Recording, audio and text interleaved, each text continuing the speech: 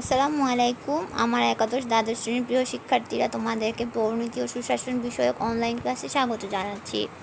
শিরোনাম দেখে বুঝতে পারছো, আজ আমরা পরিণতি দ্বিতীয় পত্রের নবম অধ্যায়ে আছি। পূর্ব ক্লাসে আমরা বৈদেশিক নীতির সম্পর্কে পড়েছি। আজকে আমরা এর প্রথম যে সংগঠন ন্যাম সম্পর্কে পড়ব। আমাদের আজকে পার্ট 2 আমাদের আলোচ্য বিষয় হচ্ছে ন্যাম বা নন অ্যালাইন্ড মুভমেন্ট বা জোট নিরপেক্ষ আন্দোলন। জোট নিরপেক্ষতা কি, আগে আমরা সেটা সম্পর্কে জানি। জোট নিরপেক্ষতার অর্থ হচ্ছে কোনো সুনির্দিষ্ট সামরিক জোটের সদস্য হবে না, অর্থাৎ সামরিক জোটের সদস্য বা পরাশক্তির আজ্ঞাবহ না হয়ে নিরপেক্ষ ও স্বাধীনভাবে সকল রাষ্ট্রের সাথে বন্ধুত্বপূর্ণ সম্পর্ক স্থাপন করা। জোট নিরপেক্ষ অর্থ এই না যে একটি রাষ্ট্র কোনো প্রকার আন্তর্জাতিক সংঘ বা সংস্থার সদস্য হবে না। মূলত জোট শব্দটি হচ্ছে সামরিক সংস্থার ক্ষেত্রে সাধারণত ব্যবহৃত হয়, অর্থাৎ কোনো একটা জোটে অন্তর্ভুক্ত হবে না। কিন্তু জোট নিরপেক্ষতার অর্থ অভ্যন্তরীণ এবং আন্তর্জাতিক ক্ষেত্রে স্বাধীন এবং নিরপেক্ষ ও যে কোনো সামরিক জোটের বাইরে অবস্থান করবে। অর্থাৎ এখানে জোট বলতে সামরিক জোটকে বোঝানো হয়েছে। মূলত এই জোটটা দ্বিতীয় বিশ্বযুদ্ধ পরবর্তী স্নায়ুযুদ্ধকালীন সময়ে যে দুটো জোট তৈরি হয়েছিল বিশ্বে, পুঁজিবাদী ব্লক আরেকটি সমাজতান্ত্রিক ব্লক। এখানে মার্কিন যুক্তরাষ্ট্রের নেতৃত্বে একটি জোট, আরেকটি জোট ছিল হচ্ছে সোভিয়েত রাশিয়ার নেতৃত্বে। এই দুটি জোটের কোনো জোটে অংশ না নিয়ে যারা নিরপেক্ষ থাকতে চেয়েছিল তারা মূলত এই জোট নিরপেক্ষ আন্দোলনের নেতৃত্ব দেয়। আচ্ছা, জোট নিরপেক্ষ আন্দোলন বা নন অ্যালাইন্ড মুভমেন্ট বা ন্যাম ইংরেজিতে, এখানে যে অ্যাব্রিভিয়েশনটা দেওয়া আছে দেখো, নন অ্যালাইন্ড মুভমেন্ট, এটা স্পেলিং সহ খুব ভালোভাবে মুখস্থ করবে। এটা আমাদের এমসিকিউ বা জ্ঞানমূলকের জন্য আসে যে ন্যামের পূর্ণরূপ কী। যেহেতু আমাদের ন্যাম থেকে বড় প্রশ্ন খুব কদাচিৎ আসে, তার জন্য ছোট প্রশ্নের জন্য ন্যাম কিন্তু খুবই গুরুত্বপূর্ণ।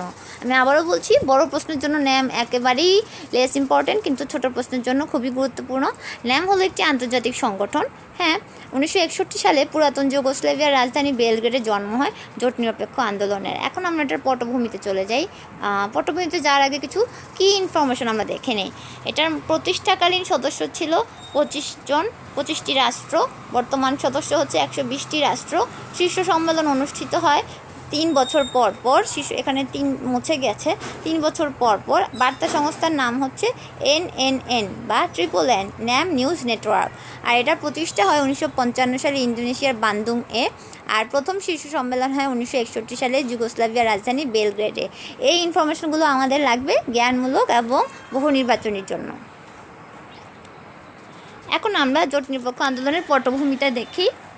দ্বিতীয় বিশ্বযুদ্ধের পরবর্তী সময়ে দেশে যখন ঔপনিবেশিক শাসন কাঠামো ভেঙে পড়েছিল, অর্থাৎ বিভিন্ন দেশ কিন্তু তখন স্বাধীন হচ্ছিল। আফ্রিকা, এশিয়া, ল্যাটিন আমেরিকা যখন ছড়িয়ে পড়ছিল স্বাধীনতা সংগ্রাম, বিশ্ব যখন স্নায়ুযুদ্ধে আক্রান্ত হয়ে পড়ছিল, ঠিক সে সময়টাতে শুরু হয়েছিল নতুন একটা আন্দোলন, যার নাম নন অ্যালাইন্ড মুভমেন্ট বা ন্যাম, বাংলায় যাকে বলা হয় জোট নিরপেক্ষ আন্দোলন। গত শতাব্দীর বিশ্ব রাজনীতি ছিল আপাদমস্তক ঘটনাবহুল। এই সময়টাতে দুটো বিশ্বযুদ্ধ ছাড়াও আরও অনেকগুলো ঘটনা ঘটেছিল যা ভবিষ্যৎ বিশ্বের মোড় ঘুরিয়ে দিয়েছিল। বিশ্বের কিন্তু পুরা পোলারাইজেশন যেটা বলে, মেরুকরণ পরিবর্তিত হয়ে গিয়েছিল। এই পট পরিবর্তনের মধ্যেই ন্যাম অনেক দেশের ঔপনিবেশিক কাঠামো ভাঙতে সরাসরি ভূমিকা রেখেছিল। এই আন্দোলনের প্রাথমিক সাফল্য ছিল 10টির অধিক দেশের স্বাধীনতা, আর বিশ্ব শান্তি রক্ষায় এই আন্দোলনের গুরুত্বপূর্ণ ভূমিকা ছিল। 1955 সালের 18 থেকে 24 এপ্রিল ইন্দোনেশিয়ার বান্দুংয়ে অনুষ্ঠিত হয় বান্দুং এশিয়া আফ্রিকান কনফারেন্স নামে একটি কনফারেন্স। সেই কনফারেন্সে অংশ নিয়েছিল ঔপনিবেশিক যুগ পরবর্তী 2 মহাদেশের 29টি স্বাধীন দেশের নেতারা। তাদের উদ্দেশ্য ছিল তৎকালীন বিশ্ব রাজনীতির অবস্থা বিবেচনা করে করণীয় ঠিক করা এবং আন্তর্জাতিকভাবে নিজেদের মধ্যে ঐক্য প্রতিষ্ঠা করা। বান্দুংয়ে এই সভাটি থেকেই ন্যাম গঠনের প্রাথমিক উদ্যোগ নেওয়া হয়েছিল। 1960 সালের শুরুর দিকে ন্যাম গঠন আরও এক ধাপ এগিয়ে জাতিসংঘের 15তম সাধারণ অধিবেশনে। সেখানে এশিয়া আফ্রিকার নতুন স্বাধীনতাপ্রাপ্ত 17টি দেশকে নিয়মিত অধিবেশনে যোগদানের অনুমতি দেওয়া হয়। এসবের নেপথ্যে কাজ করেছিল সে সময় বড় বড় কিছু নেতার নাম আমরা জেনে নিব। মিশরের প্রেসিডেন্ট জামাল আব্দুল নাসের, এখানে স্পেলিংয়ে ভুল আছে, জামাল আব্দুল নাসের হবে। ইউগোস্লাভিয়ার কমিউনিস্ট আন্দোলনের নেতা জোসেফ টিটো, ভারতের প্রধানমন্ত্রী জওহরলাল নেহেরু, ঘানার হচ্ছে কাউমে নক্রু এবং ইন্দোনেশিয়ার রাষ্ট্রপতি আহমেদ সুকর্ণ। এই 5 জন নেতার হাত ধরে মূলত গড়ে ওঠে ন্যাম। পরবর্তীতে ন্যামকে এগিয়ে নিতে বঙ্গবন্ধু শেখ মুজিবুর রহমান এবং ফিদেল ক্যাস্ট্রোর মতো নেতারা গুরুত্বপূর্ণ ভূমিকা রেখেছিল। কিছু বাধা বিপত্তি থাকা সত্ত্বেও, সীমাবদ্ধতা থাকা সত্ত্বেও জোট নিরপেক্ষ আন্দোলন আজকের দিনে যথেষ্ট প্রাসঙ্গিক এবং কার্যকর।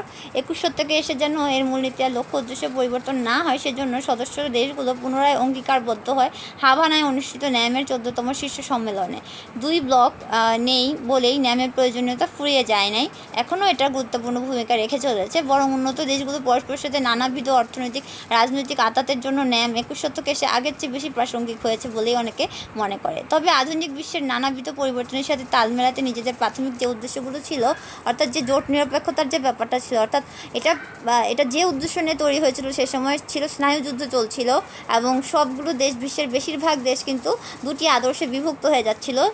তখন বাইপোলার ওয়ার্ল্ড অর্ডার একটা অবস্থা তৈরি হয়, অর্থাৎ বিশ্ব দুটি মেরুতে বিভক্ত হয়ে যায়। বিশ্বের বিভিন্ন দেশসমূহ হয় মার্কিন যুক্তরাষ্ট্রের নেতৃত্বে পুঁজিবাদী ব্লকে চলে যাচ্ছিল, অথবা সোভিয়েত রাশিয়ার নেতৃত্বে সমাজতান্ত্রিক ব্লকে চলে যাচ্ছিল। তো যারা নিরপেক্ষ থাকতে চেয়েছিল তারা এই দুটা ব্লকের কোনো ব্লকেই যুক্ত হতে চায়নি, বরং নিরপেক্ষ থাকতে চেয়েছিল, যার জন্য তারা এই নন অ্যালাইন মুভমেন্টের ছায়াতে আসে, তারা একত্রিত হয়। এখন যখন স্নায়ুযুদ্ধ শেষ হয়ে গেল 90-এর পর এবং সোভিয়েত রাশিয়া ভেঙে গেল, তখন আর এই জোট নিরপেক্ষ আন্দোলন মানে আক্ষরিক অর্থে যে প্রাথমিক যে উদ্দেশ্য তৈরি হচ্ছে সেই উদ্দেশ্য কিন্তু আর থাকলো না, অর্থাৎ এখন তো আর জোট নেই, সুতরাং জোট নিরপেক্ষ হওয়ার প্রশ্ন আসছে না।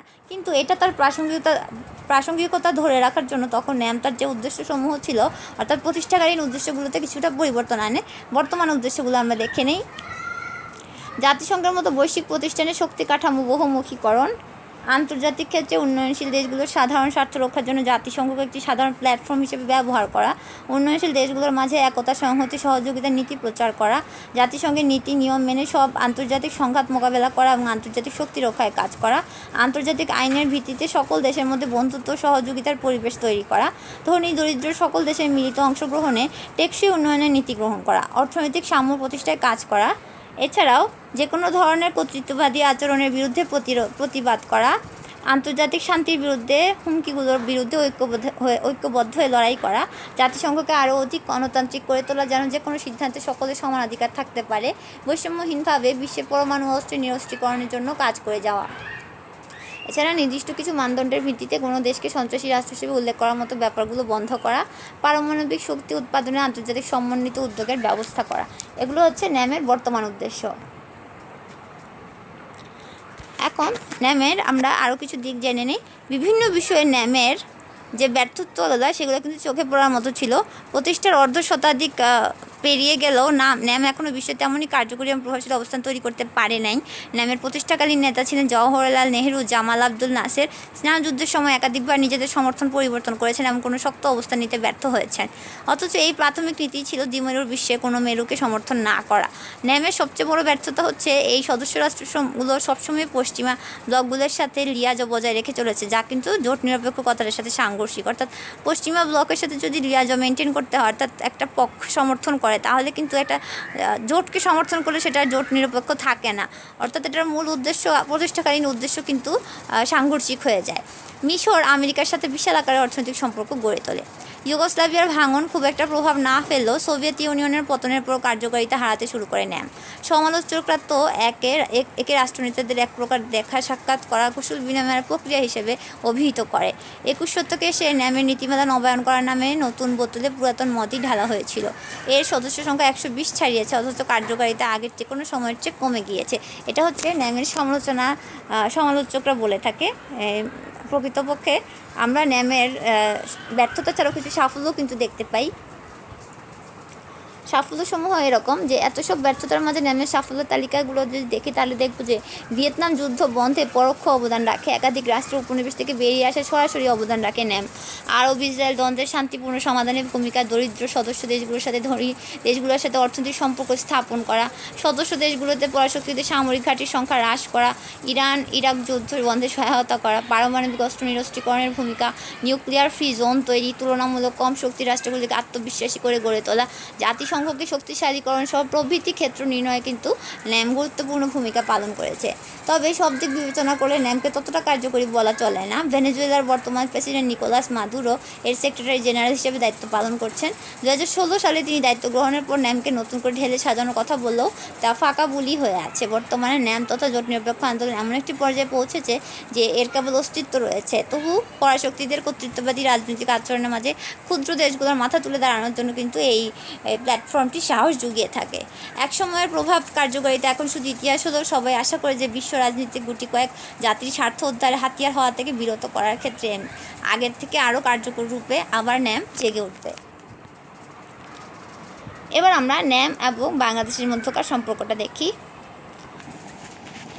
প্রথমত বাংলাদেশের স্বাধীনতা যুদ্ধের সময় কিন্তু ন্যামের সদস্যভুক্ত রাষ্ট্রসমূহ বাংলাদেশের অধিকাংশ জোট নিরপেক্ষ রাষ্ট্রের সাহায্য সহযোগিতা লাভ করেছিল। স্বাধীনতা অর্জনের পর বাংলাদেশ জোট নিরপেক্ষ আন্দোলনের প্রতি দৃঢ় আস্থা ব্যক্ত করে। বাংলাদেশ জোট নিরপেক্ষ আন্দোলনের শরিক হয়ে 1973 সালে আলজিয়ার্স অনুষ্ঠিত চতুর্থ শীর্ষ সম্মেলনে এই সম্মেলনে বাংলাদেশের যে তৎকালীন প্রধানমন্ত্রী বঙ্গবন্ধু শেখ মুজিবুর রহমান অংশগ্রহণ করেছিলেন। তিনি তার স্বভাবসিদ্ধ তেজোজ্জীপ্ত কণ্ঠে বলেছিলেন, সকল প্রকার উপনিবেশবাদ, নয়া উপনিবেশবাদ, সাম্রাজ্যবাদ, বর্ণবাদের বিরুদ্ধে নিন্দা জ্ঞাপন করছি। তিনি জোট নিরপেক্ষ আন্দোলনকে এগিয়ে নিয়ে যাবার জন্য এবং কাজে কথায় নীতি অনুসরণ করা সকল রাষ্ট্রের প্রতি আবেদন জানায়। ন্যামের সে সময় অর্থাৎ প্রাথমিক সময়টাতে কিন্তু বঙ্গবন্ধু একজন গুরুত্বপূর্ণ ভূমিকা রেখেছিল। দ্বিতীয়ত ন্যামের উদ্দেশ্যের প্রতি বাংলাদেশ বরাবরই সমর্থন করেছে। বাংলাদেশ তার জন্মলগ্ন থেকে কথায় কাজে জোট নিরপেক্ষ নীতি অনুসরণ করে আসছে এবং বিভিন্ন ফোরামে এই আন্দোলনের সপক্ষে সোচ্চার কণ্ঠে বক্তব্য প্রদান করেছে। আর তৃতীয়ত বিভিন্ন শীর্ষ সম্মেলনগুলোতে কিন্তু বরাবরই স্বাধীনতার পর থেকে এখন পর্যন্ত অদ্যাবধি সকল শীর্ষ সম্মেলনে কিন্তু বাংলাদেশ ন্যামের শীর্ষ সম্মেলনে অংশগ্রহণ করে থাকে। জোট নিরপেক্ষ আন্দোলন 1976 সালে কলম্বোতে অনুষ্ঠিত যে পঞ্চম শীর্ষ সম্মেলন হয়েছিল, আবার 1979 সালে হাভানায় অনুষ্ঠিত ষষ্ঠ শীর্ষ সম্মেলনে মরহুম প্রেসিডেন্ট জিয়াউর রহমান সকল প্রকার বর্ণবৈষম্যবাদ, আধিপত্যবাদ, উপনিবেশবাদের বিরুদ্ধে সোচ্চার হবার জন্য বিশ্ব নেতৃবৃন্দের প্রতি আহ্বান জানায়। হাভানা সম্মেলনে তিনি ঘোষণা করেন যে বাংলাদেশ সবসময় স্বাধীন নিরপেক্ষ পররাষ্ট্রনীতিতে বিশ্বাসী। বৈদেশিক সম্পর্ক নির্ধারণের ক্ষেত্রে আমরা বিভিন্ন জোট থেকে সমান দূরত্ব বজায় রেখে চলি। শক্তির যে নগ্ন প্রকাশ না ঘটিয়ে বরং মানবতার সেবায় তিনি বিশ্ববাসীকে এগিয়ে আসতে আহ্বান করে। এরপর 1983 সালে নয়াদিল্লিতে অনুষ্ঠিত সপ্তম শীর্ষ সম্মেলনে বাংলাদেশের প্রতিনিধি দলের নেতা, সেনাবাহিনীর প্রধান, সামরিক আইন প্রশাসক সে সময় ছিল হুসেন মোহাম্মদ এরশাদ, তিনিও বলেন জোট নিরপেক্ষ আন্দোলনের সদস্য রাষ্ট্রগুলোর পারস্পরিক সম্পর্কের ক্ষেত্রে মেরুকরণ যে নীতি, পোলারাইজেশন পলিসি মেনে চলা উচিত না, বরং রাষ্ট্রের সব রাষ্ট্রের মধ্যে সমমর্যাদার ভিত্তিতে বন্ধুত্ব সহযোগিতার বন্ধন গড়ে তুলে জোট নিরপেক্ষ আন্দোলনের লক্ষ্য উদ্দেশ্য বাস্তবায়ন করা উচিত। আর এখানে পাশের ছবিতে আমরা দেখতে পাচ্ছি যে আমাদের বর্তমান honourable prime minister Sheikh Hasina, তিনিও কিন্তু ন্যামের শীর্ষ সম্মেলনসমূহে যোগদান করেছিলেন। তাহলে এই পর্যন্তই থাক। দেখো, এখান থেকে আসলে আমাদের তেমন কোনো বড় প্রশ্ন আসে না। উচ্চতর দক্ষতা প্রয়োগের জন্য এখন পর্যন্ত বোর্ডে কখনোই ন্যাম থেকে প্রশ্ন আসেনি। শুধুমাত্র অনুধাবন আর জ্ঞানের জন্য ন্যাম থেকে প্রশ্ন আসে। তোমরা তাহলে জ্ঞানমূলক এবং অনুধাবনের জন্য যতটুকু দরকার ততটুকু সুন্দর করে নোট করে পড়ে ফেলবে। জোট নিরপেক্ষ আন্দোলন বলতে কী বুঝো, এটা এসেছিলো সিলেট বোর্ডে 2019 সালে এবং ঢাকা বোর্ডে 2017 সালে। তাহলে আজ এ পর্যন্তই থাক। তোমরা সবাই ভালো থাকো। আল্লাহ হাফিজ।